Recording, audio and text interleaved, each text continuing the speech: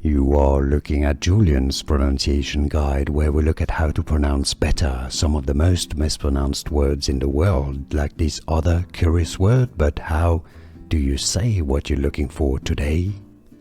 Let's learn how to pronounce these names. Let's break down the different pronunciations.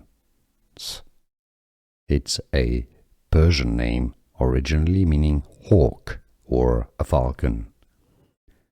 In Persian, it is pronounced more as Shaheen, Shaheen. Now in English, it's often pronounced as Shaheen, Shaheen, or Shaheen.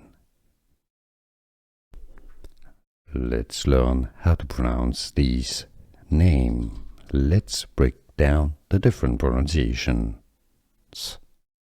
It's a Persian name, originally meaning hawk or a falcon.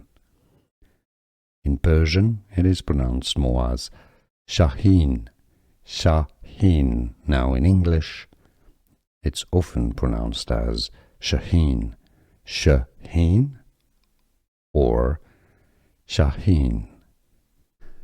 Here are more videos on how to pronounce more confusing words and names too many mispronounced. Like this video if you found it useful. I appreciate your support. I'll see you soon and thanks for watching.